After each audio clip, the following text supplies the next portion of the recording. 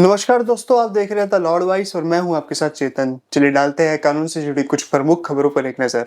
Supreme court ने Pegasus spyware के कथित अवैध उपयोग की जांच की मांग करने वाली याचिकाओं पर सुनवाई के लिए 29 अप्रैल 2025 की तारीख तय की है। ये मामला पत्रकारों, राजनेताओं और सामाजिक कार्यकर्ताओं की निगरानी से जुड़ा हुआ है, जिसमें सरकार पर इजरायली स्पाईवेयर पेगासस के दुरुपयोग का आरोप है।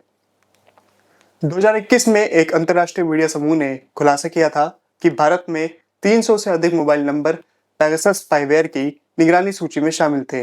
इसके बाद सुप्रीम कोर्ट ने इस मुद्दे पर स्वतः संज्ञान लेते हुए एक तकनीकी समिति और एक निगरानी समिति का गठन किया, जिसकी अध्यक्षता सेवानिवृत्त न्यायमूर्ति RV रविंद्रन कर रहे थे।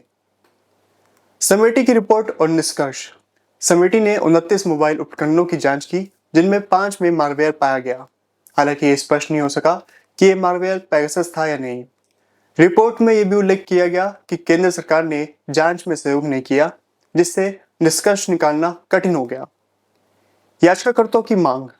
वरिष्ठ अधिवक्ता श्याम दीवान, जो याचिकाकर्ताओं की ओर से पेश हुए थे, ने अदालत से अनुरोध किया कि तकनीकी समिति की रिपोर्ट को सार्वजनिक किया जाए। उन्होंने कहा कि अदालत ने पहले रिपोर्ट साझा करने का निर्देश दिया था, लेकिन अभी तक याचिकाकर्ताओं को रिपोर्ट नहीं मिली है। इस पे अदालत की प्रतिक्रिया क्या थी? न्यायमूर्ति सूर्यकांत और न्यायमूर्ति N कोटेश्वर सिंह की पीठ ने सुनवाई के लिए समय की कमी का हवाला देते हुए मामले को 29 अप्रैल के लिए सूचीबद्ध किया। न्यायमूर्ति सूर्यकांत ने याचिकाकर्ताओं को आश्वासन दिया कि रिपोर्ट को सार्वजनिक करने पर विचार किया जाएगा। सरकार का रुख। केंद्र सरकार ने पहले इन आरोपों को कल्पनात्मक और अटकलों पर आधारित बताया था। सरकार ने यह भी कहा था कि राष्ट्रीय सुरक्षा के कारण वह पेगासस के उपयोग पर कोई जानकारी साझा नहीं कर सकती। भविष्य की दिशा। समिति की रिपोर्ट में नागरिकों की गोपनीयता की रक्षा के लिए नए कानून और नियमों की सिफारिश की गई है। सुप्रीम कोर्ट की आगामी सुनवाई में यह देखा जाएगा कि अदालत इन सिफारिशों पर क्या निर्णय लेती है और क्या केंद्र सरकार को रिपोर्ट सार्वजनिक करने का निर्देश देती है। यह मामला भारत में नागरिकों की गोपनीयता और सरकार की निगरानी नीतियों के बीच संतुलन स्थापित करने के लिए एक महत्वपूर्ण मोड़ साबित हो सकता है। अगली खबर की तरफ चलते हैं। सुप्रीम कोर्ट ने हाल ही में कहा कि भारतीय दंड संहिता की धारा 498A यानी कि घरेलू हिंसा का कुछ मामलों में दुरुपयोग हो रहा है, लेकिन इसके बावजूद असली पीड़ितों की संख्या कई अधिक है। न्यायमूर्ति BV नगरत्ना और न्यायमूर्ति N कोटेश्वर सिंह की पीठ ने कहा कि कुछ महिलाएं इस प्रावधान का इस्तेमाल पति और उसके परिवार के खिलाफ व्यक्तिगत बदले की भावना से कर रही हैं। हालांकि अदालत ने यह भी स्पष्ट किया कि ऐसे मामलों की संख्या अपेक्षाकृत कम है और अधिकांश शिकायतें वास्तविक हैं जहां महिला घरेलू हिंसा का शिकार होती है। अदालत ने यह भी कहा कि शिकायतों में अस्पष्ट और सामान्य आरोपों के आधार पर पति के दूर के रिश्तेदारों को भी अभियोजन में घसीटा जा रहा है, जो कानून की प्रक्रिया का दुरुपयोग है। अदालत ने स्पष्ट किया कि ऐसे मामलों में सभी आरोपियों के खिलाफ विशिष्ट आरोप और साक्ष्य होने चाहिए।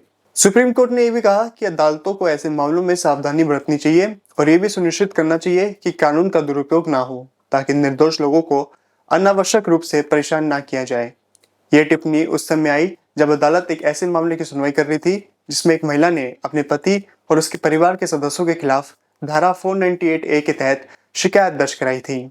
अदालत ने पाया कि शिकायत में कोई ठोस और विशिष्ट आरोप नहीं थे और इसे खारिज कर दिया। सुप्रीम कोर्ट की यह टिप्पणी घरेलू हिंसा के मामले में कानून के दुरुपयोग और वास्तविक पीड़ितों के संरक्षण के बीच संतुलन बनाए रखने की आवश्यकता को रेखांकित करता है। अगली खबर है। केरल राज्य वक्फ बोर्ड ने वक्फ संशोधन अधिनियम 2025 को सुप्रीम कोर्ट में असंवैधानिक बताते हुए चुनौती दी है। बोर्ड का कहना है कि यह कानून धर्मनिरपेक्षता के सिद्धांतों को कमजोर करता है और नागरिकों के मौलिक अधिकार का उल्लंघन है।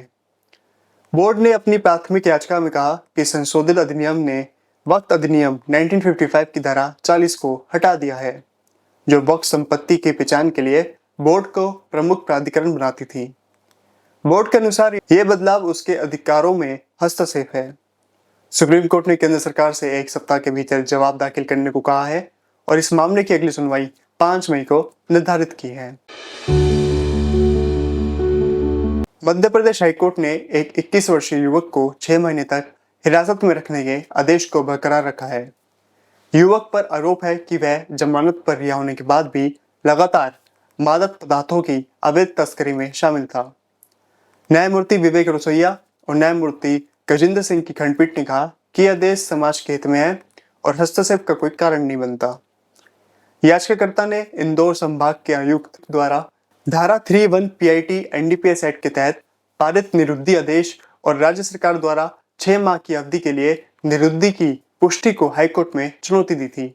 हालांकि अदालत ने पाया कि याचिकाकर्ता के खिलाफ एनडीपीएस एक्ट के तहत 3 और मापरा आबकारी अधिनियम के तहत 1 मामला दर्ज है और वह आदतन अपराधी है।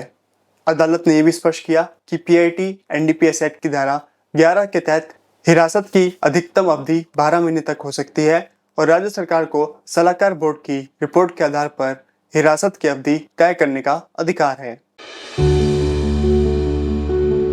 अगली खबर है, केरल हाईकोर्ट ने यौन अपराधों से बच्चों के संरक्षण अधिनियम के तहत दोषी ठहराए गए एक व्यक्ति को कानून पाठ्यक्रम में प्रवेश की औपचारिकताओं के लिए अंतरिम जमानत देने से इनकार कर दिया है। अदालत ने पाया कि दोषी को पहले ही सजा सुनाई जा चुकी है और वह अब अपील की प्रक्रिया में है। न्यायमूर्ति पीवी कुन्नीकृष्णन की एकल पीठ ने माना कि दोषी को प्रवेश प्रक्रिया के लिए अस्थायी रूप से रिहा करने का कोई कानूनी आधार नहीं है। दोषी ने तर्क दिया था कि उसे कानून पाठ्यक्रम में प्रवेश के लिए आवश्यक औपचारिकताओं को पूरा करने के लिए अस्थायी रूप से रिहा किया जाए। हालांकि अदालत ने कहा कि दोषी को पहले ही सजा सुनाई जा चुकी है और वह अब अपील की प्रक्रिया में है। यह निर्णय दर्शाता है कि अदालतें गंभीर अपराधों के मामले में दोषियों को विशेष रियायत देने में सावधानी बरतती है, विशेष रूप से जब मामला बच्चों के खिलाफ यौन अपराधों से संबंधित हो। अगली खबर की तरफ चलते हैं। ओडिशा के जाजपुर जिले की एक अदालत ने नाबालिग बेटी की हत्या और शव जलाने के मामले में माता पिता को उम्र कैद की सजा सुनाई है। अदालत ने इसे हॉनर किलिंग माना है, लेकिन दुर्लभतम में दुर्लभ श्रेणी में नहीं रखा, क्योंकि ऐसे अपराध समाज में बार बार हो रहे हैं। मामले में माता पिता ने बेटी की हत्या कर शव को जलाया और राख नदी में फेंक दी। अदालत ने उन्हें भारतीय दंड संहिता की धारा 302 और 201 के तहत दोषी ठहराया। साथ ही उन्हें 5 साल की कठोर कारावास और जुर्माना भी लगाया गया। इस निर्णय से स्पष्ट होता है कि अदालतें ऑनर किलिंग जैसे अपराधों को गंभीरता से ले रही है और दोषियों को कड़ी सजा दे रही है। अगली खबर है, इलाहाबाद हाईकोर्ट की लखनऊ पीठ ने दिल्ली हाईकोर्ट से जस्टिस यशवंत वर्मा के इलाहाबाद हाईकोर्ट में तबादले को चुनौती देने वाली जनहित याचिका को खारिज कर दिया है। न्यायमूर्ति AR मसूदी और न्यायमूर्ति अजय कुमार श्रीवास्तव की खंडपीठ ने अधिवक्ता विकास चतुर्वेदी द्वारा दायर याचिका को बिना मेरिट के माना। अदालत ने कहा कि न्यायिक तबादले, शपथ ग्रहण और संबंधित प्रशासनिक कार्य संविधान के अनुच्छेद 124 और 2171B के तहत न्यायपालिका की स्वतंत्रता के दायरे में आते हैं। गौरतलब है कि मार्च 2025 में जस्टिस वर्मा के दिल्ली स्थित आवास में आग लगने के बाद वहां से अर्धजली मुद्रा के बंडल मिलने की खबर सामने आई थी।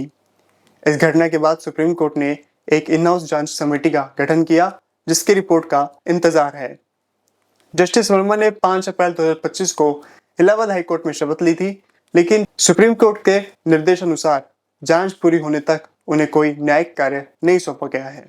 तो ये थी आज की कुछ प्रमुख बड़ी खबरें। मिलते हैं आपसे अगली वीडियो में कुछ और अहम कानूनी खबरों के साथ।